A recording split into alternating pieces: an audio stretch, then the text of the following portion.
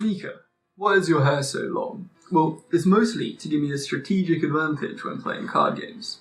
But I don't know, I just quite like it. Hello and welcome to the third episode of Trinity Weekly. Today we're discussing what's happened in the last week. We've got some crazy tech choices that have come up, and finally we've got a Timelord deck, which is quite spicy and I'm convinced it's very good. First things first though, in ongoing tournaments on the Discord, you can find a tournament which is about to be ongoing. Starts on the 18th of February, which is quite soon. Still time to sign up, even if you don't have a good deck.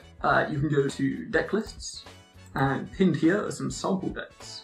Just things that people have made that have been proven to be good. It's probably better than just a random pile if you don't know what you're doing. I'd recommend playing. Trinity tournaments are always really fun. You can drop out if you hate it. It's also by MonoBlueTron, who in Content Creators has made another Trinity video, which are normally better than my videos because he does this more often than I do.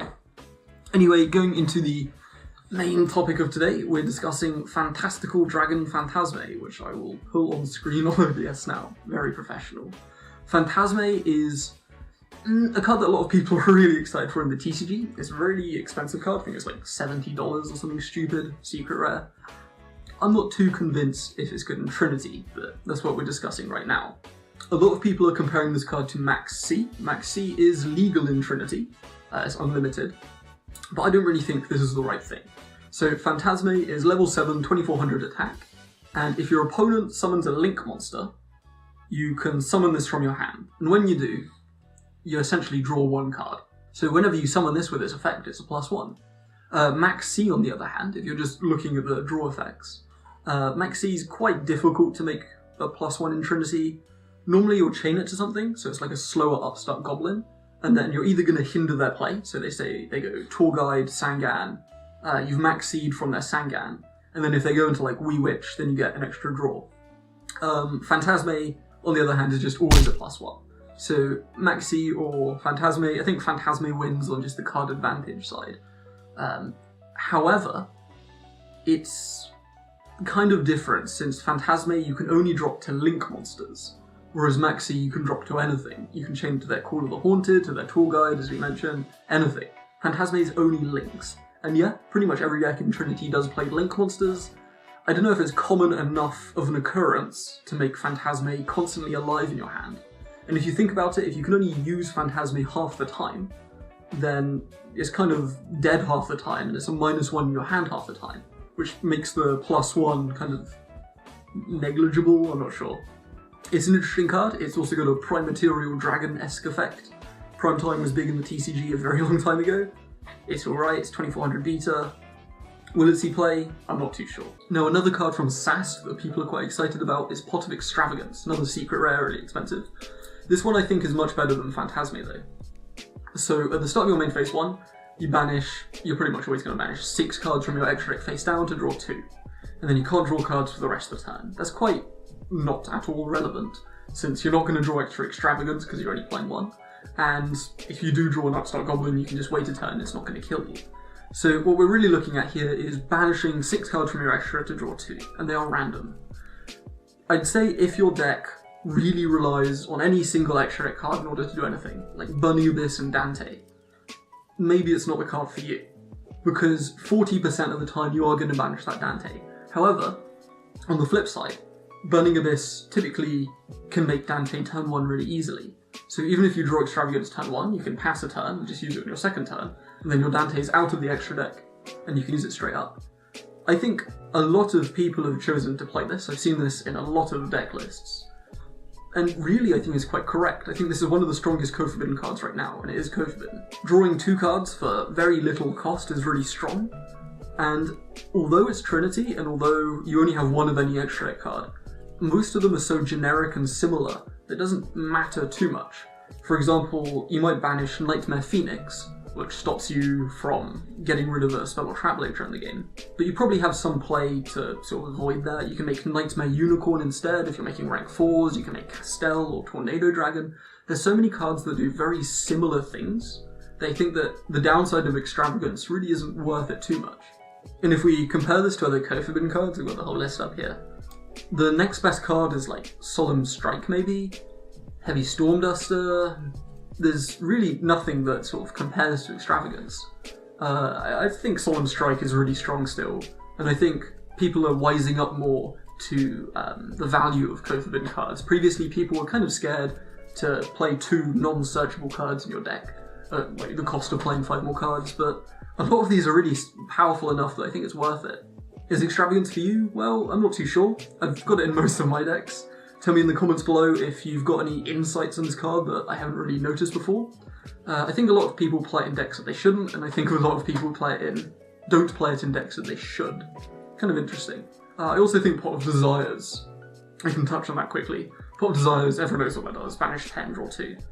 I think that should see more play in Trinity decks. Banishing 10 really isn't much of a cost, even in Highlander, mostly because, although you are playing engine decks, it's easy to get through your entire engine fast, and a lot of Trinity decks really are just sort of staple good cards. It doesn't really matter if you banish them, because they're not searchable anyway. I think Pot of Desires is another very underplayed card. Time for Mika's Tech Deck of the Week. Today I'm going over Time Lord Control, which is a deck I played in like one of the very first championships.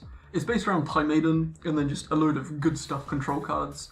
Really grindy games in Control Mirrors. Games can go on for a very long time. In those sort of games, you might want to side out Desires, because you can deck out. Time Maiden itself is kind of the key of this deck. You can mill it with stuff like Mathematician, Foolish Burial, and the targets I've got 3 of them, which I think may be too much. Metaion, Camion, and Zaphion. Zaphion's just really busted, shuffle all their spells and traps. Camion is shuffle anything without targeting, and Metaion is bounce everything. I think it might be too much, I think I might want to side out the Metaion, or sort of just not play it at all, but we'll see. Trap Trixima Millo is also really important for searching Bottomless. I'm fully convinced that Bottomless is the best card of this format. I've been ranting about it for ages, no one seems to agree. But banish anything, hits Galatia, hits so many things that want to be in the graveyard. Searchable with Millo is really strong. Armageddonite, as I mentioned with Mathmat, can mill Shadow Dragon. This is kind of like a pseudo MST. It's done me quite well in past formats. It means that you have like an extra 4 MST in your deck, which is quite good. Skarn can search our Tour Guide engine, and you can also mill Zorinotron, who I don't think is as important this format, but is still a very powerful card nonetheless. I'm also playing Eccentric Archfiend. Going back to this from a while ago, I expect there to be more traps in this metagame, since Heavy Stormdust has been hit. And Eccentric Archfiend doubles up as any removal you want, as well as an extra Tour Guide target, which is kind of necessary, I think, because we are playing Desires. We're also going full in on Pot Tribal. Dichotomy, because everything's got different attributes. Questioning Avarice, but I don't think we can really resolve Avarice often enough. Duality, we don't really special too much, Upstart. Foolish, just for Nodin. I'm also going on the very sneaky double level 7 Synchro package. The only way we make these is with Ash Blossom, but we don't go into the extra that much. I quite like it. In an optimal build, someone will yell at me. Mind Control is really good for making links. It's just really strong removal, as is our like little Sky Striker engine. I'm going full in and playing Co-Forbidden Ray. Ray by herself can just win games, just constant advantage, really difficult to remove.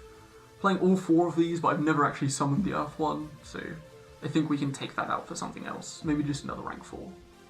This is our backup target to search with Shizuku, which is quite good. Call by the Grave is really strong against graveyard decks. Negation. Book of Moon is a really cool tech here. We can Book of Moon one of our Time Lords in draw phase, or in standby phase I think, so that it doesn't shuffle into the deck. So you can keep it on the field for an extra turn, which is quite cool. It also means that we still have Zaphion on board, so in main phase 2, after resolving Zaphion's effect for a second time, we can then link it away, and Zaphion has an effect in which we get to draw a card if it's sent to the graveyard, which is kind of cute. Cosmic Cyclone, I think it's just better than MST. Again, like, this is for Pendulum and stuff, it's quite good. Twin Twisters is now the premium back row removal. Maxi, as discussed earlier in this video, I think I'm going to take out. I don't think Maxi is that good, I don't think Phatazmay is that good either, but we're just trying to fill up with more cards. Also means that trap cards start on their own row, which is kind of cute. Damascus banishing is really important. Fiendish Chain I think is another solid trap card. I think all the trap cards in this deck are playable in most things. Mirror Force Launcher, we've notably got a lot of good discard targets, such as Scum, such as this, such as bad Time Lords and Time Maiden. Mirror Force because we're playing the launcher. Drowning is really good, a lot of people don't expect this at all. If you resolve this against Pendulum, you can make your opponents cry. Horn of Heaven, I think, is not a card that should be played in most decks, but this is the new Solemn, but unlimited. And yeah, that cost is very heavy, tribute a monster. But in this sort of deck, your Time Lords are just going to shuffle back anyway, so tributing them isn't really an issue. You get the draw if you tribute Zaphion as well. You can also tribute like Skarm, a dead Mamillo that you've already summoned. Loads of these are just dead normal summons. Makes drawing into Sangan less bad. I really like Horn of Heaven here. Torrential Tribute, I think, is the new stable trap. And then going into the rest of our co-forbiddens, Extravagance. As I've mentioned, really powerful card. We don't use our extra deck at all, really. What has been kind of annoying in testing, I also play Eater of Millions, and sometimes banishing 11 cards from your extra deck in a game does mean that you sort of lock yourself out of a win, but it hasn't been enough of an issue. Heavy Storm Dust is co-forbidden, and I still think it's really good, so we're playing it.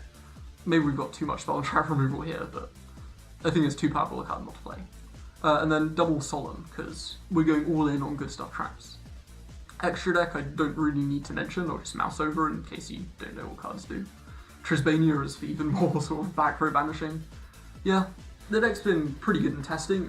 It's made some very, very, very long grindy games. Outside of that, I think it's a pretty solid deck. If you've got any comments, also comment them down below. Otherwise, till next week, stay groovy!